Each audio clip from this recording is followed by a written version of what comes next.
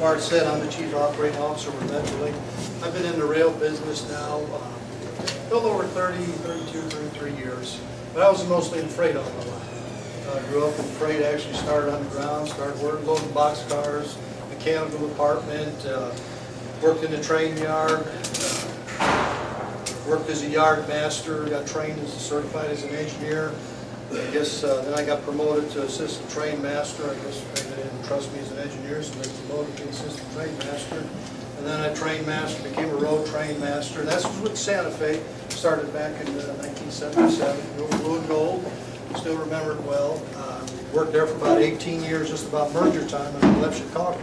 I did most of my Santa Fe work in Chicago, and then between Fort Madison, we operated trains. Then I went to Kansas City Southern. Spent another 13 years or so down in the South.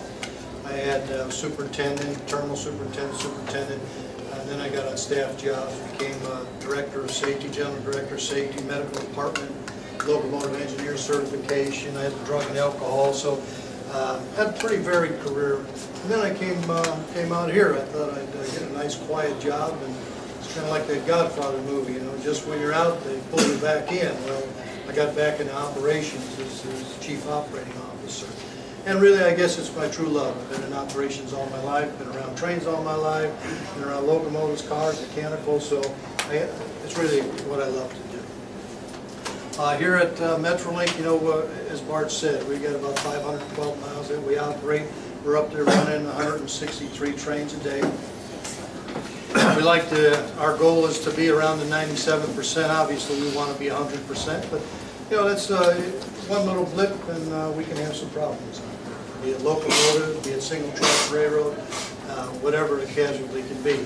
So I've prepared a few things here to talk about today that are going along on the railroad, from our PTC project, our new dispatch system, to what we're doing with rehabilitation along the tracks, to what we're doing with customer service. So I'll try and give you a whole rounding of what we're doing along in the Metrolink line. I'm sure some folks heard of PTC, Positive Train Control. That's where the train has an automatic stop system to it.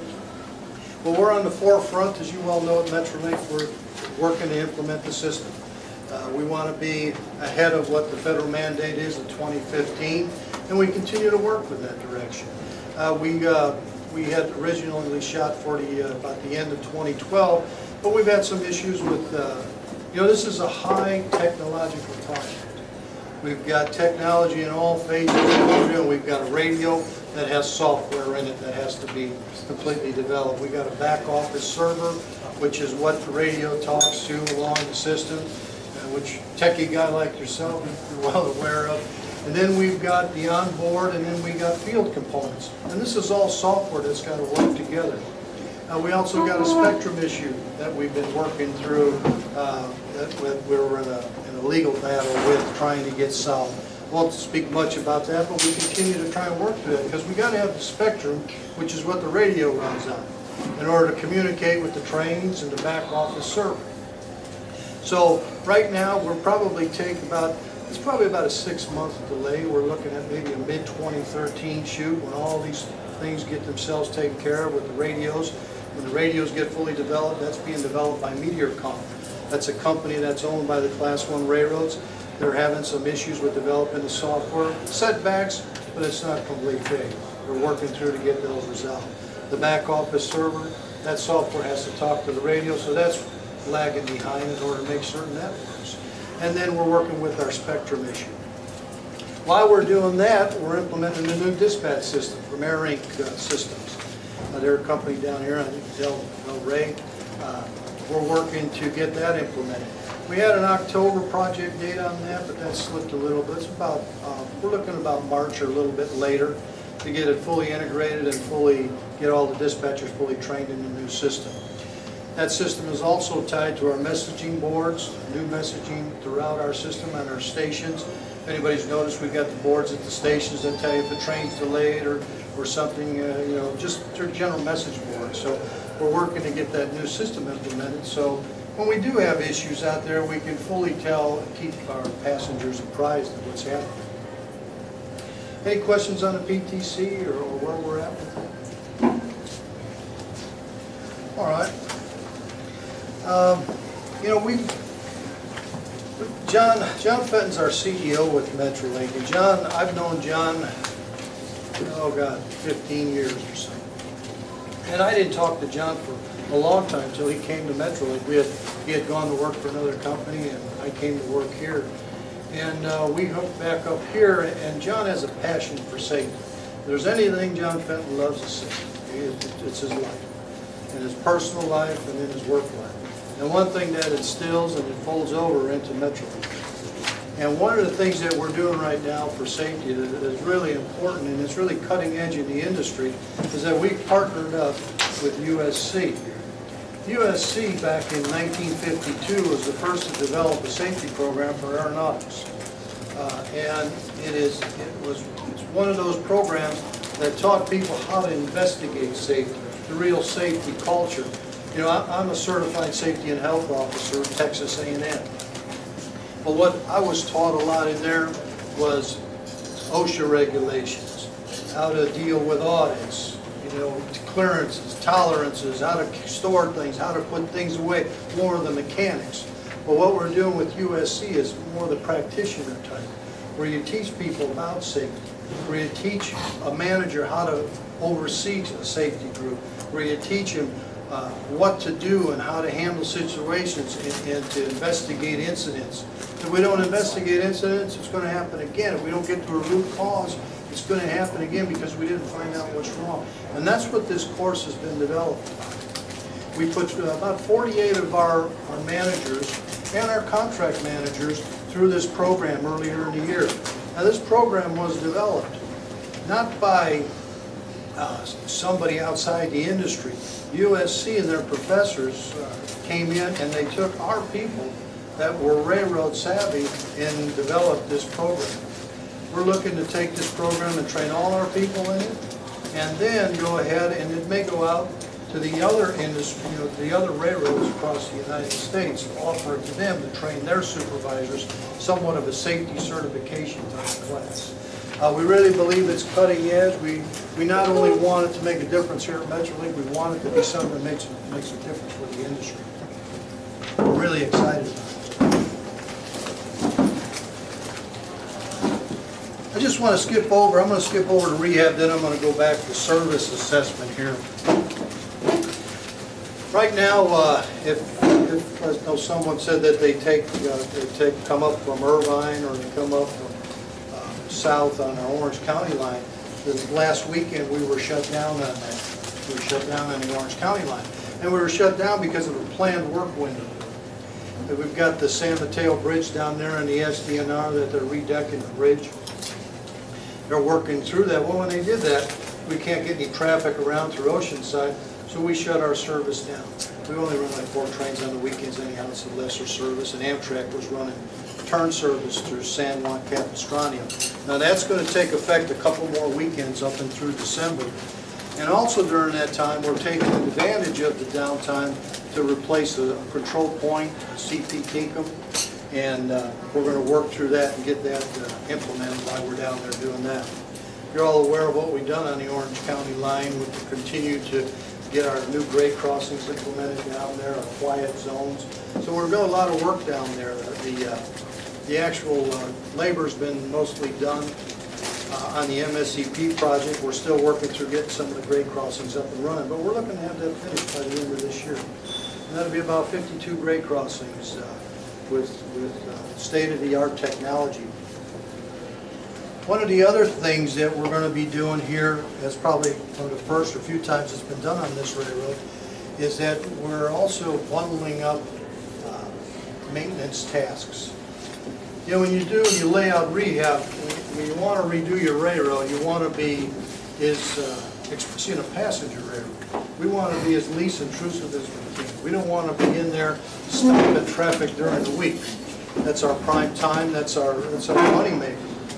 So what we're going to do here is we got to put 9,000 ties in between Pomona and San Gabriel and San Bernardino. And that's about milepost 33 up to CP Rancho, about milepost 53. And what we're going to do is we're going to take 3 weekends and we're going to put some super games in there and we're going to shut down that weekend. What we're going to do first is this coming week, we're going to tie up between Pomona and Montclair. Now Montclair is a very good connection for buses. So what we're going to do is we're going to tie up the mains, the double mains between there and Montclair at night during the week, this coming week. And then we're going to turn all service on the weekends right at Montclair. And we'll run bus service from all the stations beyond. So from Riverside, San Bernardino, Rialto, Fontana, Upland, and Rancho Cucamonga for the first weekend, we'll run buses right from those stations to Montclair and turn our trains through there. Still providing service and still allowing our customers to get to work, because we realize on the weekends there's not a lot of options there for our customers. Then the next week what we'll do is we'll tie up, but that weekend we'll work and tie up to Rancho Cucamonga station. And then that following next 2 weeks we'll turn our trains out of Rancho Cucamonga, and we'll only have to bus from Riverside and up to Rancho. So, and that's what that allows us to do is it allows us to do efficiently. Rather than trying to sneak ties in and make it a 6 or 8 week project, we get done in 3 weeks. We don't interrupt our weekly service to our customers, and we're also creating a safer, better riding railroad at the same time. Now what that allows me to do is to leave the equipment and all the equipment on the main track while it's shut down. So when I bring it out on Friday night, after the last train goes by, I can leave my entire gang, go out there and work, and then they'll go for rest, and the equipment will stay right where it's at. And then the next day when they come back off of sleep, they're able to go right back and start up right where they were working, versus having to travel into somewhere, tie the equipment down, waste a lot of time doing it. It's a more efficient way of working, plus we get steady, continuous work going throughout the weekend. By that Monday morning, we'll be able to open up the railroad and allow our commuters to ride on a better railroad. So that's our plan, really, we're getting aggressive with our rehab. Our rehab, we wanted to get caught up this year. We've already laid a lot of new rail in Union Station itself and the LAUS plant. We continue to go and turn curves. So we've gotten aggressive this year to catch up on this rehab. We're also working hard to catch up on our signal rehab, putting a new code line in between CP Bassett and Amar up on the San Gabriel Valley. So, any questions on what we're doing with that? We've also, you may have heard, and I think it's on the update, Art's update, but we've also working through a locomotive rehab. You know, our cars, we've got quite a few cars. We've got the Rotom cars that are delivered. We're almost through with the first 117 order. We've got, I think there's 99 here in the States. The rest are on the ground over there. We're almost in the final completion stages, and then be boated and brought over to us. But we've got 99 here on the ground between CMF and what's at San Bernardino, EMF. I believe we have about 70 to 72 in service this morning. And we fluctuate those in and out.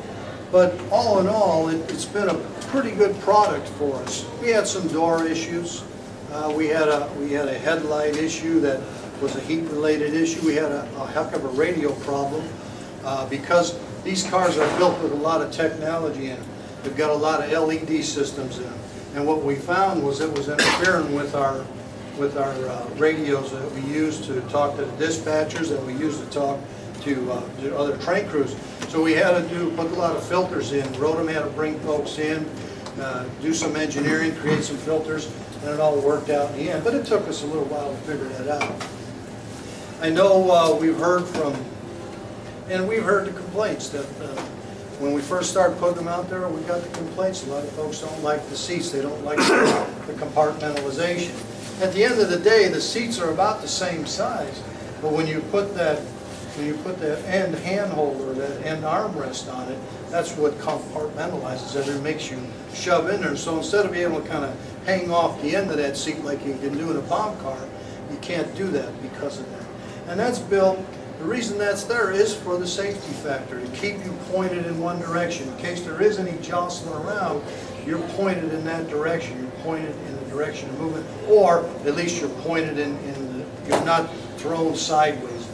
And that's the reason why those arrow chairs are there.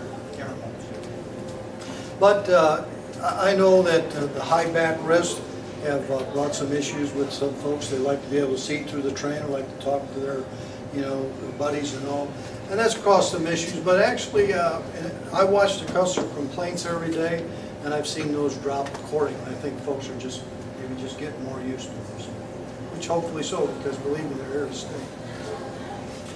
Locomotives wise. Oh, I'm sorry. Before you jump on the ties up on the San Gabriel sub, Yes, sir. are you going wood or concrete? Wood. We're replacing wood. We are looking at concrete in our rehab programs. When we relay curbs, we'll go with concrete. On cars, I live in Moore Park, and I noticed there's a whole bunch of cars parked in the layover yard over there. Is that what is that about? Well, we just went in there and we took out all the NJTs here about 2 weeks ago. So did you see them recently there? The NJTs are. Yeah, we took. They're gone now. We took those out of there. But there's some old bomb cars there. Yeah, and that's going to be kind of our storage yard for a while. Okay. In the interim, our plan is to grow business, obviously. But we are going to have a period where we're going to have to store up some cars. We're running probably in the 170, 180 range today in equipment. And as we bring more cars on, obviously our goal was to retire these Bombardier cars. So we've got 11 of them stored here at Keller Yard. We're going to put another 14 in there. We're going to fill up Moore Park. We'll probably we're hoping to fit 17 to 20 cars in there. And what was the purpose of the NJTs? The NJTs, they were brought on a few years back when the business was very good at Metrolink. I didn't come on until 2009, but prior to me, I guess back in 2008 or maybe late 2007, the passenger counts were rising, and we only had like 134 cars. So we needed to bring on NJTs, and we brought on the Seattle cars. That's exactly right. So we had those on, and we gave up the lease on those, on the Seattle cars. But now the NJTs, we're actually going to a board item this week, is to purchase and then to be able to sell them off, because they're under a lease right now. Are you going to furnish any cars to Smart up there in Marin County? We'll sell them to anybody who wants them. I was reading that somebody up there was suggesting that they get extra cars from you. Well, they certainly, our other cars, our bomb cars, are a little bit more complicated. The Bombardier equipment is under 3 different type of lease agreements. Some were about 60 of them were bought under one type, 20 were bought on another, and another 20 or so were bought under another agreement. So those are a little bit more difficult to get rid of. But these NJTs, frankly, the customers love them. They had luggage racks on them, they're wide, they're kind of like Eastern cars, they're wide cars, single level. 3 seats on one side. Yeah, 3 seats, you could fit a lot of folks on them. They're very comfortable. But they had the old flop over seats on them too, which is Street cars. which is not the greatest. But in any event, we need to get rid of those. We're storing those, we moved those up to around Silmar there, up along San Fernando Road. And eventually I'd like to get those out of there and fill that spot back up with Bombardier cars. I want to say something about seats. I've heard those complaints about the seats of the new cars, and I know from my experience in Chicago that we had these old cars built in 1926 that had extremely comfortable seats. I understand the need for safety, but whoever designs rail car seats really needs to, the next time around, talk to the customers and get something that's comfortable, because they're just these new seats. Are these American seating, or what company are they? They're Hyundai Road. Okay. Korean. Yeah. I don't think enough thought is given into the seating for commuter rail. These are long commutes over an hour long, and I know the seats in the South Shore, the new cars, the seats are horrible in terms of comfort. No good. Really? Yeah. But you can't beat the older cars. The old. They had seats on them that big. But of course, that's the old days. Everything's lightweight, plastic, molded type, and. But they can still be made comfortable. Well, you're right. I have a question. Go ahead, Bud. What are the ages of your locomotives and what type of engines are they running? And with everybody going green, what's happening with your locomotives? Are you got any new technology as far as green to decrease the footprint, you know? Yeah, well, let me say we're working on it. We've got 52 locomotives, 20 of which are called Tier 2 locomotives, which is 2 steps up from a Tier 0, which has to do with the NOx and the particulate matter of the exhaust. And 15 of those locomotives are newer 2009 circa, 2010 circa MPI locomotives, 3,600 horsepower.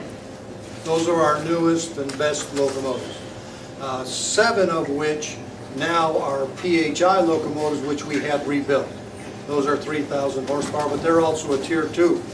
But the remaining 30, we've got 52 locomotives, the remaining 30 are PHI, PH type locomotives, F59 type locomotives that they're circa 1992 to 1996. They're 3,000 horsepower. And what we're working on, and it was presented at the board workshop, and it's something that we continue. We've just presented it at our S&O committee, I believe, and the board, no, actually the board. And what we're working on is working with one of the vendors. We're going to have to put it out for bid, but what we want to do is take that Tier 0 engine, and they're pushing about 1 million miles on it now. And about 1 million miles is just about the rehab time. So what we've got a plan is to work with AQMD in hopes that they can provide us some financing and work with our member agencies under our rehab projects probably over the next 5 years. And is to take those locomotives, put them in, and have a new Tier 3 plus locomotive engine put in it. And then also do some rehab to basic components on it. So when we get the locomotive back, it'll be a good locomotive for a good amount of time. And it'll be environmentally friendlier. It won't be a Tier 4, which is the top, but the Tier 4 locomotive in a passenger type locomotive right now is still on the developing edge of it.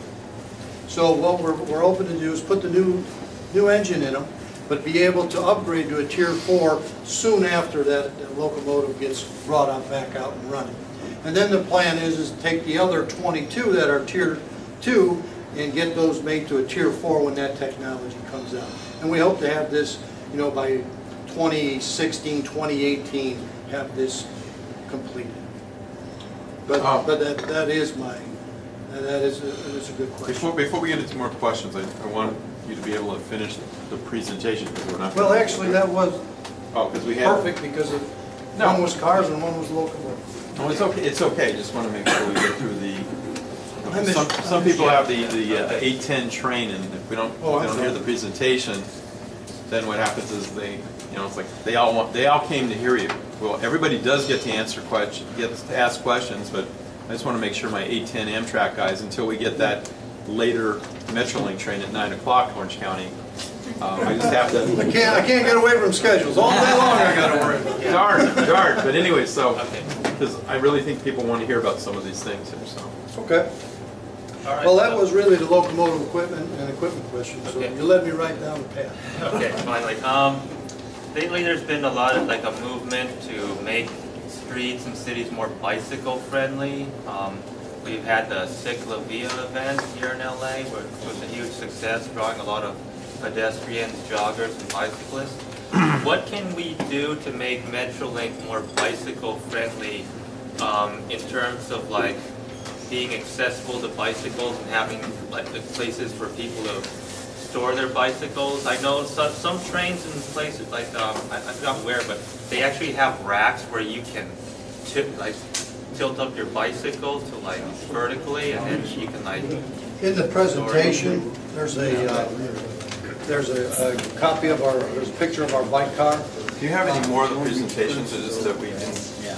We had 7 more people that came in after you started. I can get them to them. What we did is we took one of our old cars and we redesigned the cars and made it into a bike car. I commissioned 13 of them to be done, and we're also commissioning some more to be put out online.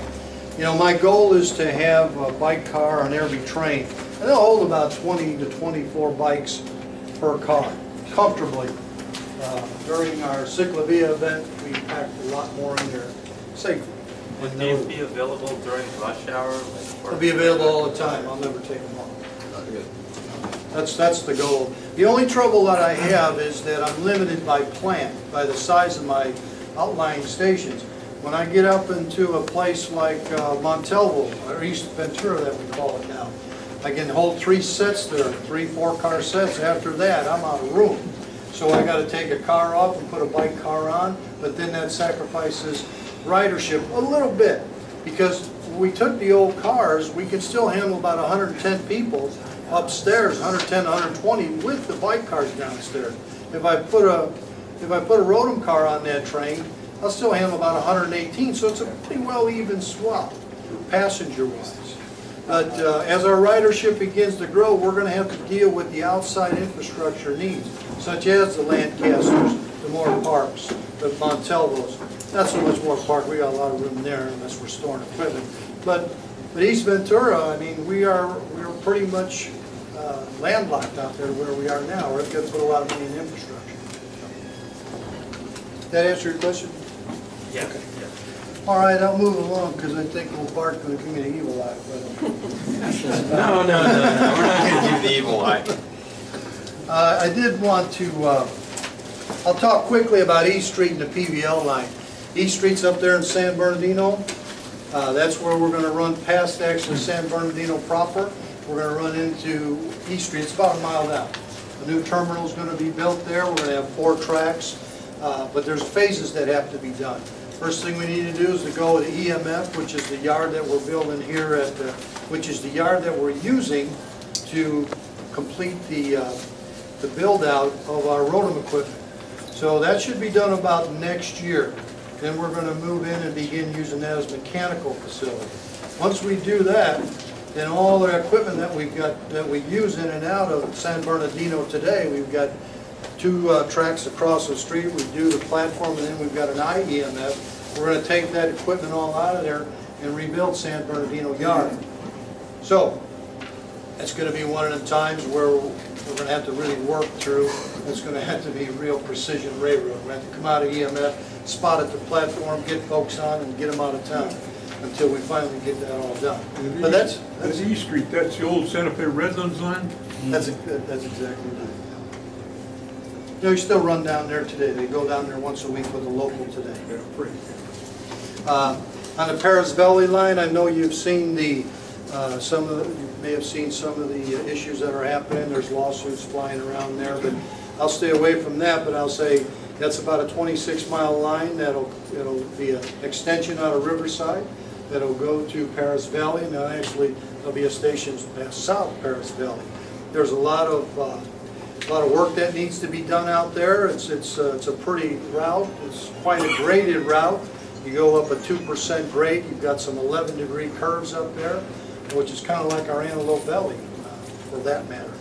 But it's a 26-mile run. It'll be shared with freight, and there'll be some, I think, about 4 stations out there. And our RCTC folks continue to work on that and get that built out. So we're looking forward to operating that here, in the near future, whenever everything gets built out.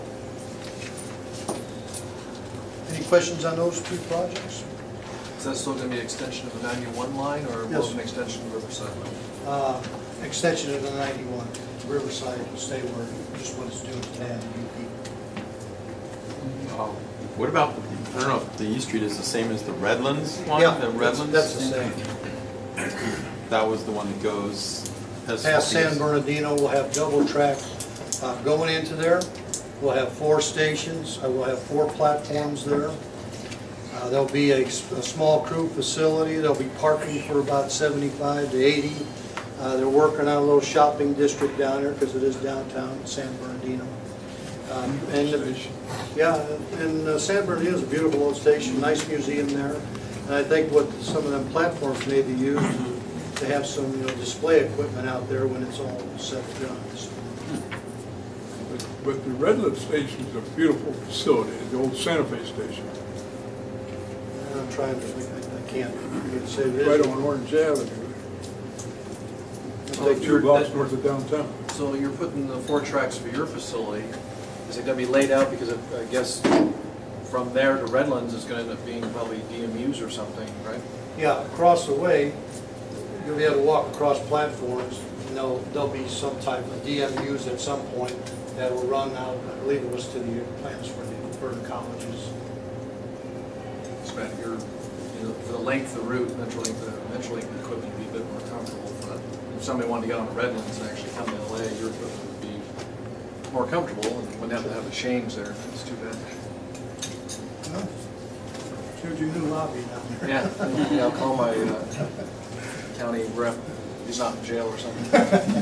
Thanks, Mark. Be nice. I've been watching the news and hear talk of the train that's going to go from here to Las Vegas. And I drive back and forth to Las Vegas quite a bit. And I see these freight trains out in the middle of the desert.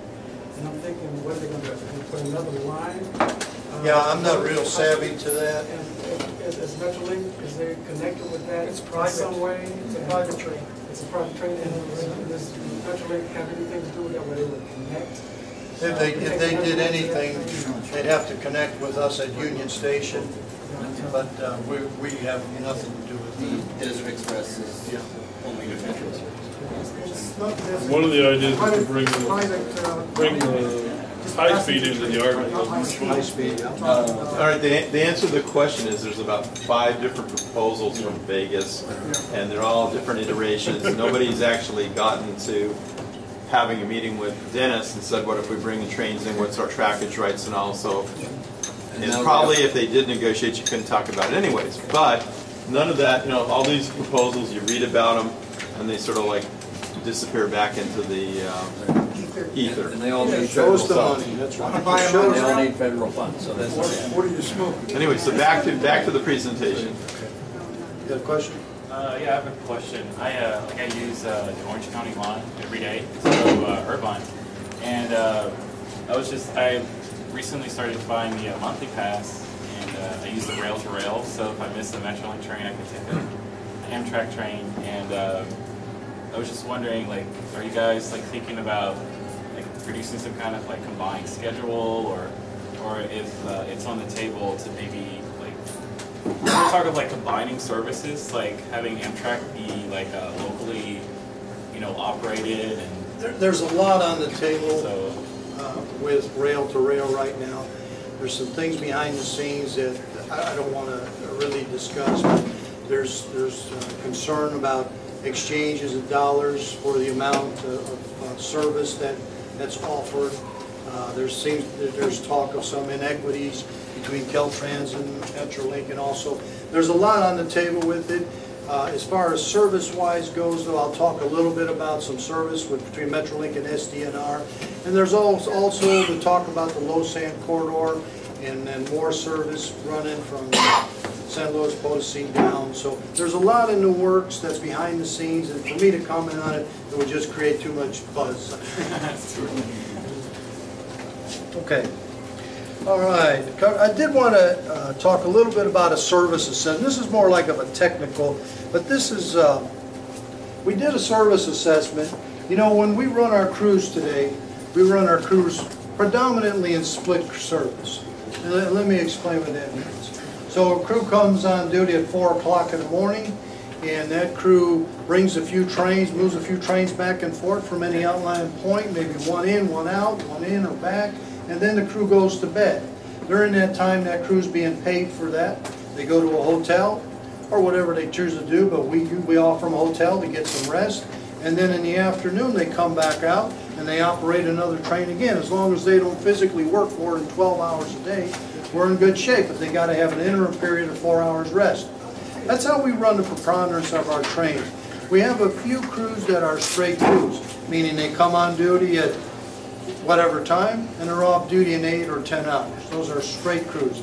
They never they feel a lunch break or so, but they never stop working. Well, what we've looked at is taking those crews that have this split rest, because they're getting paid while they're sleeping, and then when they come back, they'll get paid overtime. So what we looked at is we did some analysis. Well, could we use that? Or are we better suited to use straight crews? And it's a good rest for the crews, a better day, they get on, they get off instead of this long day. You work from 8, start at 4, and maybe you don't tie up till 8 o'clock at night or so. So what we've looked at doing is taking the crews and putting them more on straight time. Well, actually it saves us money. There's a little example in there. We could actually save about $570 a differential before with crews, or a straight crew or a crew that ties up, goes to a hotel, because there's overtime involved. So I could, and I used the Ventura line for an example.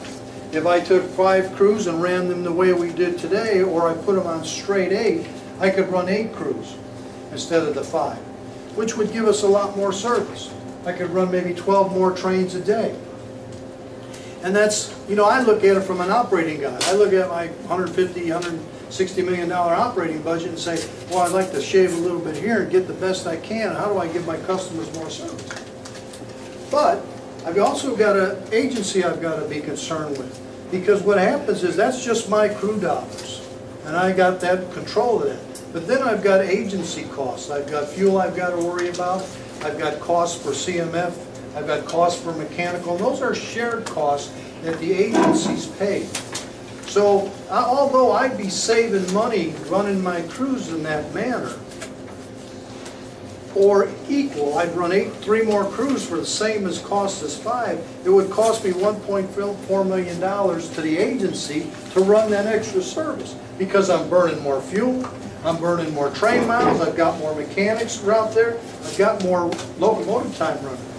And one of the issues that brings up is, well, who's going to pay that? So understand, I'm saving money in the operating budget, but our agencies have to absorb those more train costs. And that's a business decision. That's one of those decisions that we have to go through with the agencies, because in that particular case I cited, it might cost the LA about $1.4 million more a year to run that service.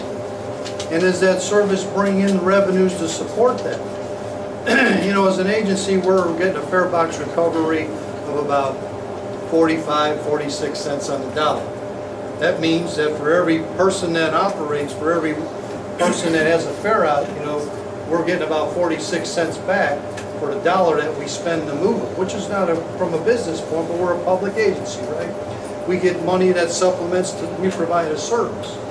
So that's a difficult decision. At the end of the day, when we look at that, we've got to go to our agencies and say, do you want to spend this $1.4 million more, even though from an operating side, it's a good deal, but from their side, they got to cost $1.4 million more money. And that's a decision, it's a business decision. Go ahead, Russ. But theoretically, if your fixed costs are covered on a lower base, your incremental costs don't have to cover all that fixed costs, so you should be getting a higher percentage of your revenue. If the ridership is there, if the ridership hits those trains. And that's one of the things difficult. You know, we do a little back of the envelope work every now and then, and this is just, if you took any one of our trains, every mile that we run, if I want to put a train on someone, so Russ, you say to me, hey, how about a new train from here to San Bernardino? I'd say, okay, just back of the envelope, my costs are about $65 a mile to run that train out there. Well, our average fare box recovery is a little over $6, about $6.11. So if we did the math, if it's 60 miles out to San Bernardino and it's $60 a mile, it's $3,600 to run that train that one way. I got to have, you know, a lot of people on there, 600 people, to make up for that money, right? You know, in order to break even or so. So that's one of the difficulties that we go through. When we look at the service, we want to make certain at least that we're not having trains running out there with 20 people on it, because it's still the same cost, it's still the engineer, costs are static. So that's one of the decision makers that comes in when we start discussing new service. Any questions on that? Go ahead. About the split crews now, I assume that when Metrolink started, I mean, because back in Chicago we had split crews that did not get paid during those 4 to 6 hours. And you're right, it's different agreements. Yeah. The Metro crews out at the BNSF, they don't get paid. And they don't offer them hotels either. Right. They got rooms there, they're great, do whatever you want, but you're off duty. We had some crew members that worked as stockbrokers during the day. They had a split shift and they had a separate job. That's right, they ever Yeah. go golfing or Yeah. whatever they do. They're not on duty anymore and they're not being paid. We got a different agreement here, so the costs are a little bit different. And it's around the country, you know. Yeah. It goes by the strength of the negotiator. Is Metrolink done any studies? I assume some of these extra trains would be midday off-peak trains on a potential ridership or certain lines that might have the demand, or is there any studies done? Well, we did this as just as a sample. We took the Ventura line because it's pretty easy. You got some pretty good hour turns in there. You can go to Chatsworth, make a real nice pattern turn. But it comes into that crystal ball saying, all right, you know, what's first, the chicken or the egg? We put the service out there, will we fill the trains or won't we? And sometimes you just got to take a gamble, right? Yeah. I mean, if you're a business, you open up your doors, you don't really know if you're going to get filled up or not. You know, you're hoping, you've got a good business plan and all, but sometimes you just got to take that leap of faith. And that's what we're working towards. You know, but we are, believe me. I don't want to see a train running out there with 20 people. You know, if you watch our traffic, we bolt in the morning, man, you can't see through the cars. The heads are full, right? But you watch them on the backflow on the Sand Gate, you know, it's pretty empty. You know, Burbank Terminal Station. That's right. Everybody's coming in and no one's going That's a by. busy place. So actually, our marketing guy, Bob, we're looking at, Bob Ternakis, looking at maybe off-peak fares, looking at doing something to bring the people in. Bring those express trains doing? Express trains are doing very well, especially the Sand Gate one. We run between 500 and 650 people a day on those express trains. Very, very popular. Two intermediate stops, right? Yeah, we stop at Covina, we stop at Rancho Cucamonga. And Covina and Rancho Cucamonga are some of our top stops. Well, they got big parking. Got good, very good parking at both locations. Now you say that, and John Fenton and I, just before I left the office, were having this discussion. You know, you build these stations, and just like now, we just put a parking, we didn't put it, but the stations put a parking lot at Tustin, and you see the ridership jump. You gotta have that place to park if you don't have that place to park. Maybe it'd be worthwhile to be really aggressive for marketing for reverse commute with the discount. That's exactly right, Russ. Bob's looking at that because, you know, maybe we've got folks out there who want to go shopping, want to use, you know, or you know, to get this type of stuff done, to get the folks on the trains. Go ahead. Oh, well, I will say this is what you really have to do is take a look at the reverse commute. If you wanted to get to a job shift out in, say, Santa Clarita, it's 6:30, 7 or 7:30. Problem is on a lot of these reverse commute trains, the service doesn't get there to your job shift. So part of the reverse commute traditionally, the trains were coming back from downtown, so if the first train got into downtown at say 5:30, it would reverse back out at 5:45 or 6 o'clock and go north. The problem is that by the time you leave Union Station at 6 o'clock, you get out to Santa Clarita by 7:15, so you're good for an 8 o'clock shift. The problem is that we have some of the largest telemarketing companies up in Santa Clarita. For example, we've got Princess Cruises that before 2008 destroyed the economy. There was like 500, 700 people that would report in at 6:30 in the morning because they were all calling back east to sell cruises. Well, unfortunately, the train service was never designed to take care of the early reverse commute.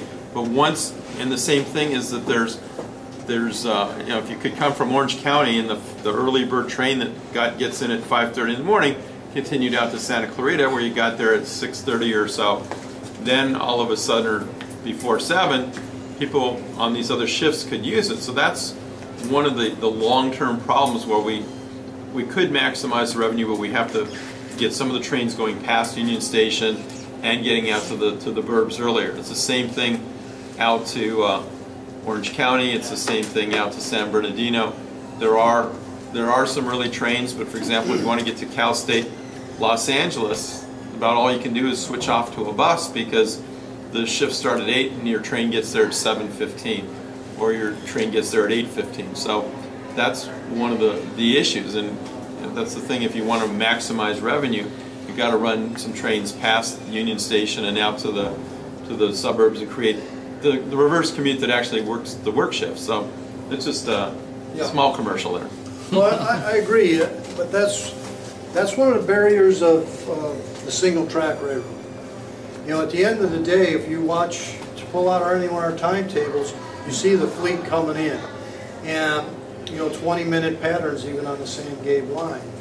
Well, it's easy to do when they're following one another as long as nothing has a blip. But that's single track railroad.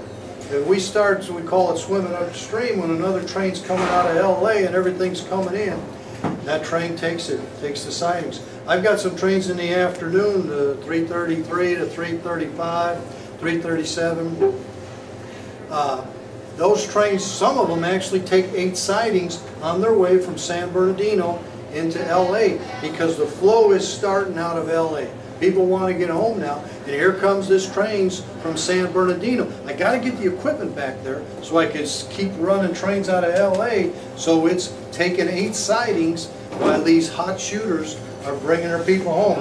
Hour and 50 minutes. Hour and 50 minutes. You know, it's like the milk trade, but that's all we got. You got to hit those sidings. When are you going to get some more double track?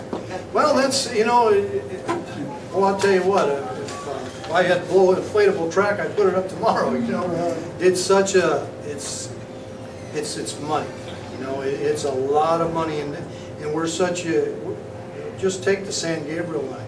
You're right in the heart of LA and all the supporting suburbs, right? You go through Baldwin Park, El Monte, Covina, go through there. We're up to our right of way. We're up to people. As a matter of fact, we had someone's privacy, you know, their brick privacy fence flop over on us, and we had to stop the line in order to clear it over. That's how close we are to the domestic, you know, to domestic property, private property. That's an extension of the goal line going out that way. Is that what you're talking about? The goal line is actually Metro, but the goal line will go up our old, parallel our old Pasadena sub there. It'll come across the 210 and it'll right parallel to Pasadena. So you can see, matter of fact, it's the old Santa Fe Pasadena sub that ran into Union Station. Gold line is Union took a bridge line. Yeah. Did you have any input at all when Metro went doing the busway work on the 10? You know, they're now, what's that called, the express lane project on I-10? You know, they tore out the asphalt and they're pouring concrete right up to the barriers. Was there any conversation about you getting a little bit more width there? Because now it's going to be really hard to go back and... The only way we're going to be able to go is up. Something has to go on top, or we're going to have to find another line somewhere. Talking about the hot lanes. Yeah, I mean, once you come off El Monte to fly over, it's the I-10 is on. Perfect opportunity. They were ripping it up to do their work. To put their bus lane in. They want no part of this. But that opened in 1972 and 73, and Metrolink didn't come on until the 90s. And the line was still there. And it was a single track. A single track, right. Pacific Electric, the Southern Pacific converted it into a freight line, and there was no more Pacific Electric trains. However, the busway was designed to be converted to rail. And that's the part that they're paving right now. Yeah. It was designed to be converted to rail, but Caltrans has not decided to do that. And that was for heavy rail, not commuter rail. I hadn't thought of commuter rail at the time. Another thing I want to say is I worked at Sacramento Regional Transit when they first built their light rail line.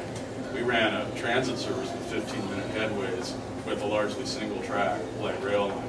It's not so much having double track, it's where you place your schedule and where you put the passing areas. So it would be pretty easy, as Smart has proposed, to have this, to get enough passing sidings up to about Chatsworth to run through trains from Laguna Niguel to Chatsworth on like a memory schedule.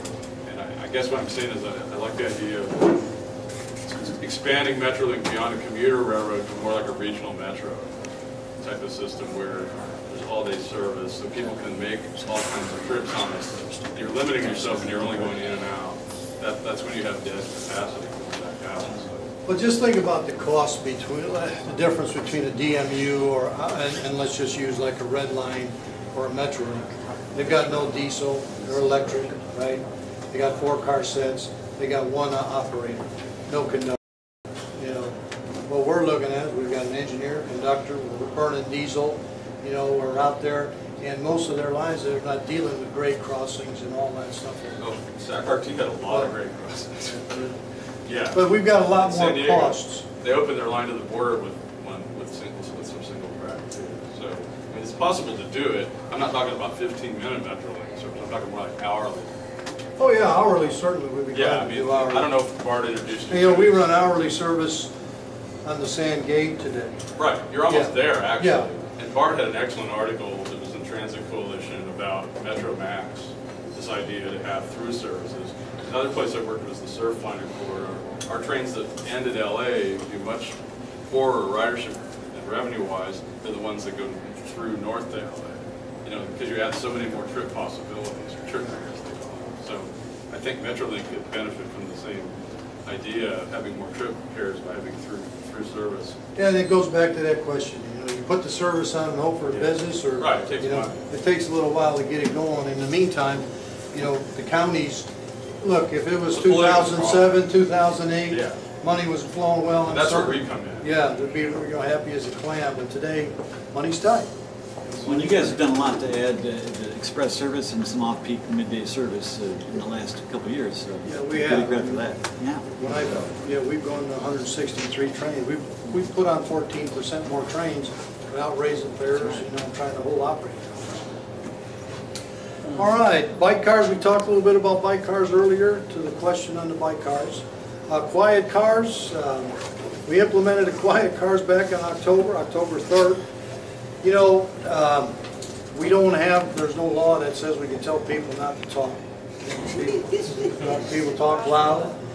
We're trying to do this, you know, professionally and courteously, trying to talk to people who are on these cars. Unfortunately, we've had some confrontations, you know, amongst passengers who go up nicely to someone and say, please, you know, please, you're just a quiet car, you're not supposed to speak, and people get irate. It's been I think it's just going to be a journey. It's not something that's going to end. You need a sign, that's what you need. Well, you're right. We've got People don't know what second car from locomotive You're means. exactly right. We're putting more signs in, and we're trying to find something that affixes to the outside. Unfortunately, we got aluminum and stainless steel Even cars. just tongue on the inside would be better. It's like non-smoking cars in Europe that mean only 60% of the people smoke instead of 100% of the people smoke.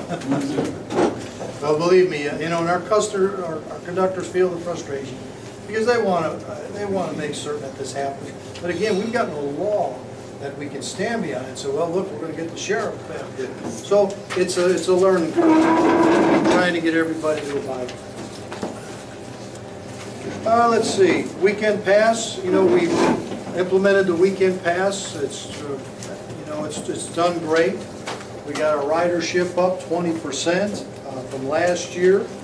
We've sold 50,000 passes so far. What we're looking at on Thanksgiving, we're going to offer Sunday service on the San Gabriel line. We're going to offer Sunday service on Thursday now on the Antelope Valley line. And from Thursday on, we're going to allow this weekend pass. So you buy a $10 pass, you'll be able to ride all weekend.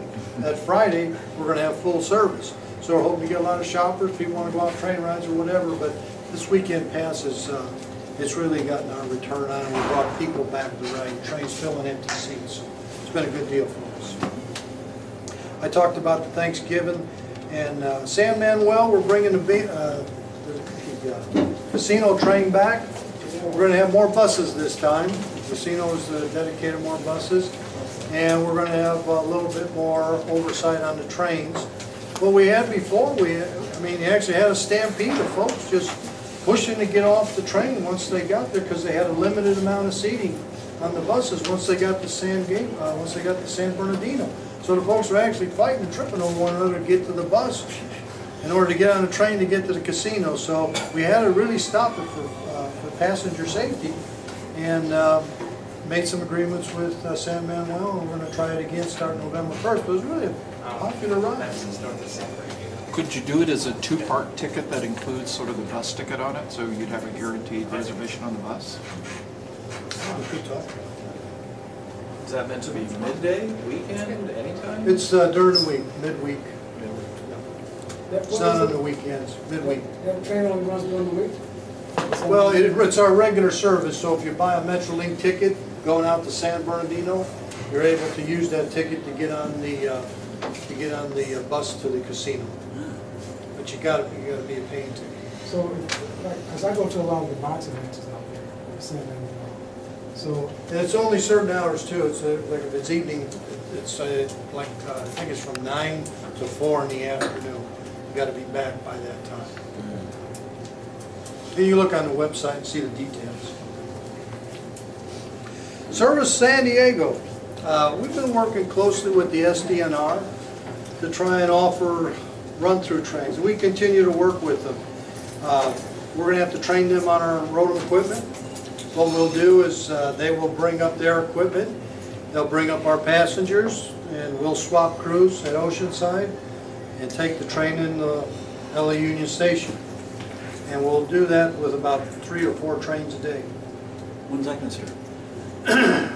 We're looking at a tentative March, if we can come to all the agreements and make sure all the revenue sharing. There's a lot that's got to be done to make it happen. But we're trying to make it through service. One ticket. So San Diego, they're going to run trains from San Diego? The coaster trains are going to run there? The coaster trains will run up, and we'll just share our equipment, we'll run them down. What about PTC? Once it goes into effect? Well, they're not going to be equipped? They're not going to be equipped, so, and they don't need to be till 2015 south right, there. So they'll be running under normal the rules. Yeah, and their crews will run the trains down there. Okay. We won't be running them down. We'll stop at Oceanside. Passengers, it's a convenience for the passengers. They won't have to get on. But there's a lot of details to work through with that. It's all in its infancy. A lot of agreements need to be made. A lot of work needs to be done with training and so on and so forth. And so bypass trains. Excuse me. We're working on bypassing Union Station. Now some people, Jesus, we want to run in the streets. You're going to bypass Union Station. My God. I'm an old freight guy.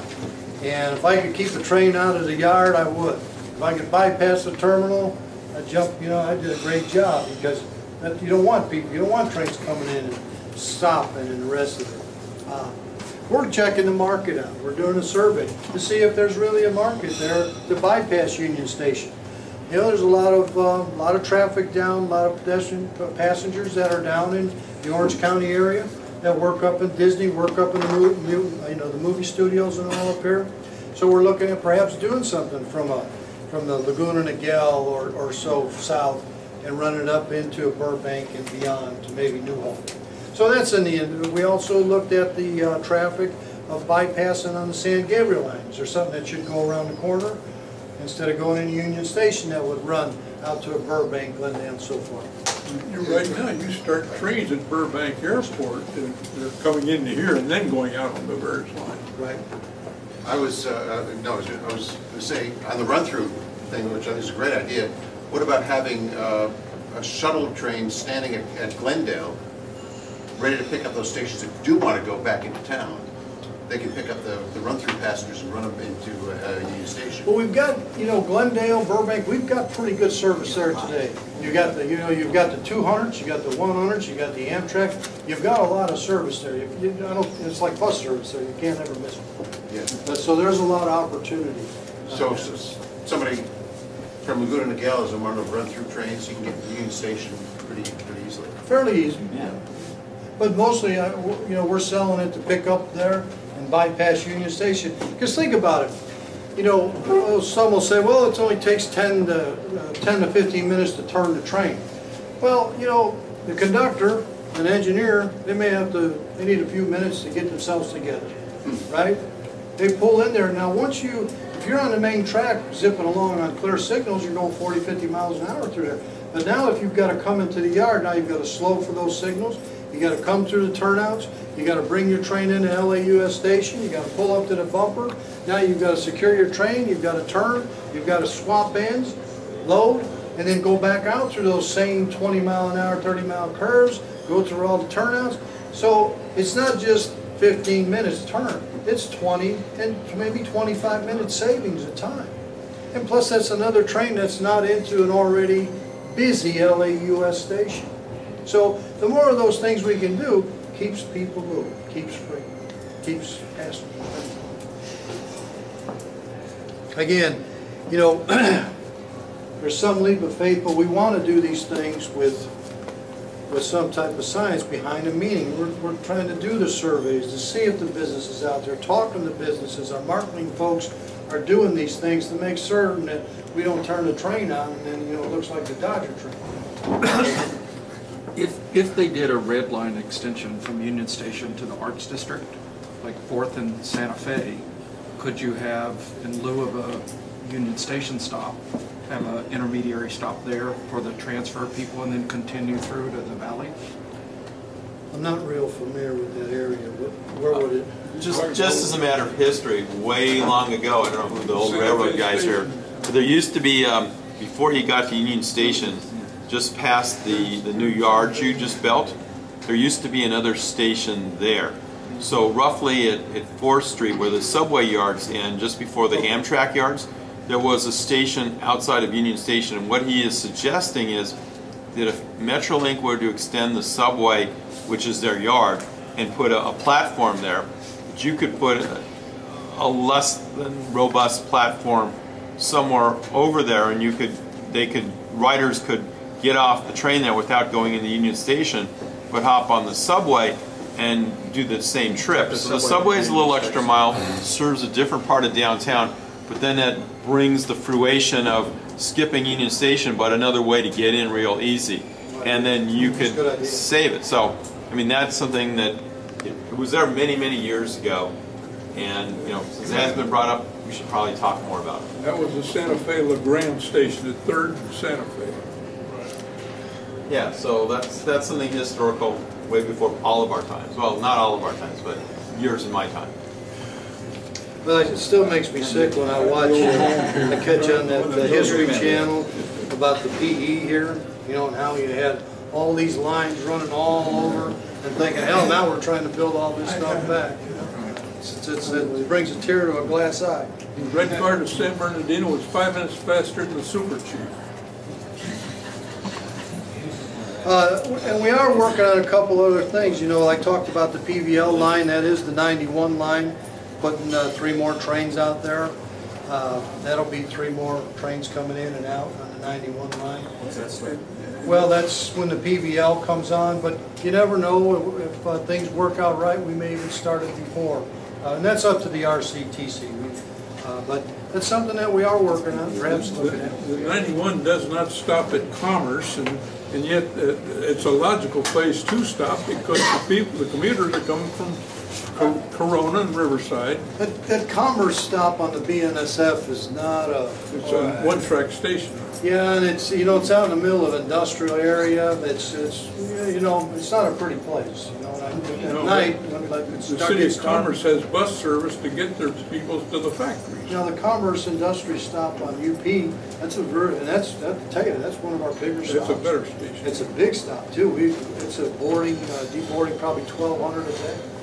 You have any question? Oh yeah, I was going to ask about the reconstructed track at Union Station. Like, when is that supposed to come online? That platform 7, that should come online about the next first quarter next year, maybe second at the latest. But understand, once we get that up and running and able to chamber trains in there, we're going to start rehabbing the other platforms. So we'll gain one and we'll lose one for a while as we take down the old canopies, because they're in need of repair. We're going to take down the old canopies. We're going to put in some new intercom systems so we can actually hear what they're saying on there. Yeah. And that's in some message boards. So then that'll have to go a platform at a time. We'll cordon the area off, and those will be closed at that time. So it'll be a while before we really realize that capacity. When the vote, I was going to ask, does Metrolink have a role in planning for the Colton Crossing For the dining flyover? room? Yeah. There was a role in planning. Now that was decided before I got here. I know that our counties pay dearly to make that happen as part of the project, and that allows us more train movements when that's done. So planning, yes, paying especially. They're very important in that area. when the vote line, open up out Pasadena, and you guys offer, I think it's an all-day ride free for everybody. It's a great day for the city and people to be exposed to the rail line. What can the public expect? It's really huge, something that's like that where people that's never ridden a train before can be exposed to something and, be exposed to the rail system. Weekend pass. You know, the weekend, and that's right, the weekend pass is probably about our best deal, Dwight. You can buy that for $10 on a Friday night, and you ride all weekend long, go everywhere you want to go. You know, it's just, and it's a very good deal, especially during the summer. You know, when you want to go down to the beach or something, it's a great, you know, it's a great trip. You get on at San Bern, you can take the IUOC line down there. You know, spend all day at the beach, take the night train back. I mean, it's a pretty good. And you know, you couldn't drive down there for it. You couldn't park down there for it. Just try and go park around Venice. It's about $15 to just go park the car. So you jump on, take your bike, ride down to the beach, ride around the beach on the bike, Yeah, and then come and back. then get back on the train, come back. That's the deal. Longer trains. I am working on adding equipment. You know, I've got plenty of equipment, as I said earlier. So I am working on adding as many cars to trains as I can that are in need of. We look at capacity reports on the trains, which is the peak ridership.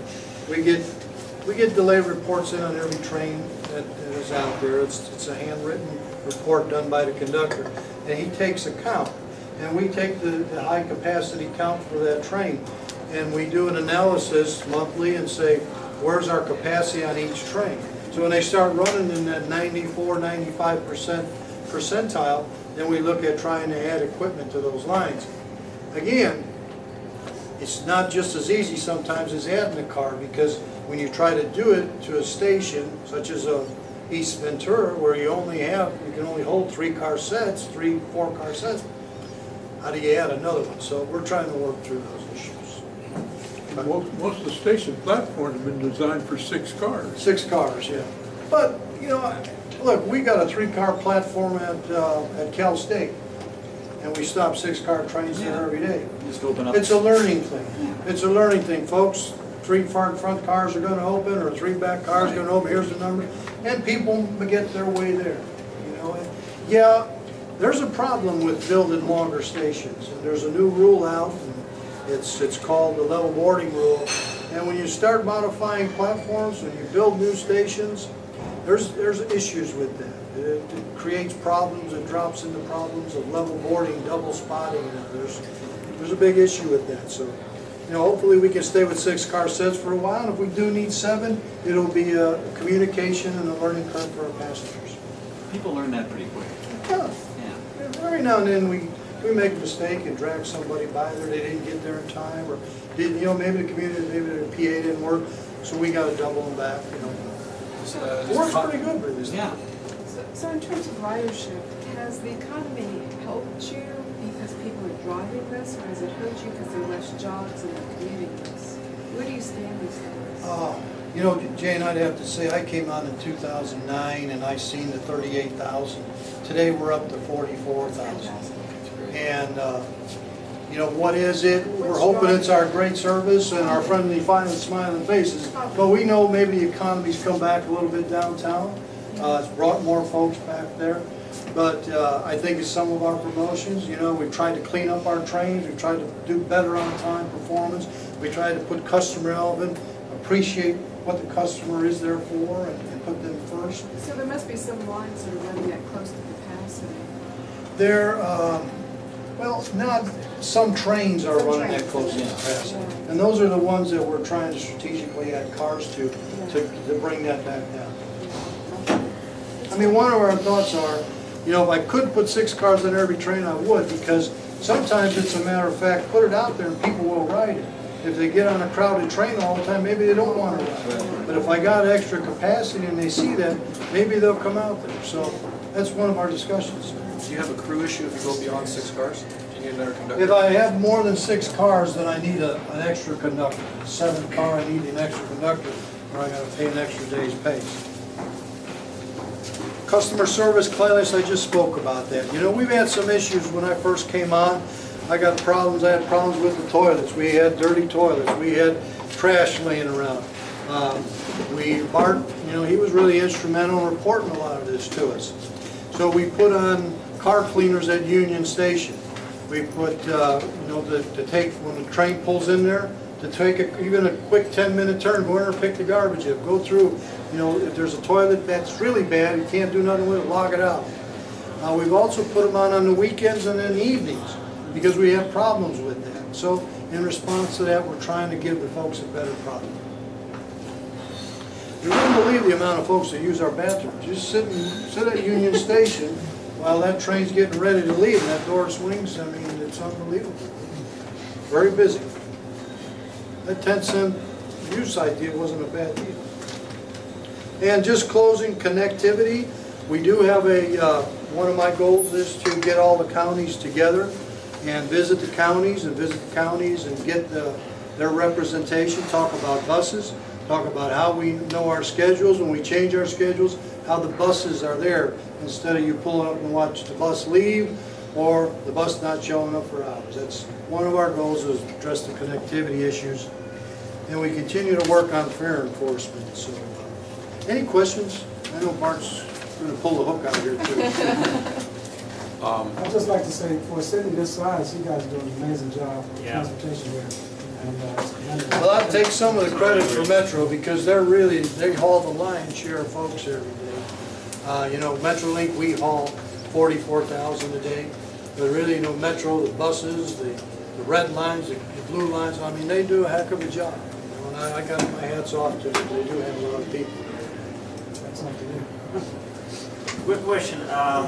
Like looking to the future in the next 10 years, if the high-speed rail gets through, if the subway gets expanded, all those projects, that means the overall ridership might skyrocket. Are you guys kind of envisioning that, preparing, like maybe even having 10-car trains or whatever? Like, how do you address Yeah, that? we are. That's one of the reasons why we're putting the money in. We want to put the money in our locomotives the way we do. So we've got, you know, 52 locomotives, so they're out there being able to pull and not be down. That's why we've got the amount of equipment that we have. You know, we're hoping to hit a 60,000 ridership maybe in 5 years, 3 to 5 years. And that's why we've got the amount of equipment. That's why we're not going to try and sell everything. It'd be really embarrassing if we sold all our excess equipment and then 3 years from now we'd be back out there in the market buying it back for 3 times as much. This is where this could work, because you have 90% feed-ins into the extra trains. Exactly. And running, and we're also crewing up too. You know, we've got engineers out there training right now, conductors. Also looking too, because we've got an aging workforce that can retire. You know, there was talk about having a train between Ventura and Santa Barbara using the Metrolink crew. Is that still happening? That is on the table. That's under the low sand discussions. You know, you've got to get Santa Barbara involved. What's the other county north of Santa Barbara County? San Luis Obispo. You know, but that is something that has been talked about. We actually did a lot of work. 101 is going to be reconstructed over the next couple of years. That's, they're really looking at that. And there's talk about, you know, commuters coming into LA and all. So that would be a nice train to take it out in the morning, go to Santa Barbara, I guess, you know, spend a day, and take it back in the evening if you got to work. So, I mean, it is on the table. Well, all right, I want to, getting Dennis out here, he really connected with everybody. I want to give everybody, have him give a big hand. Yep.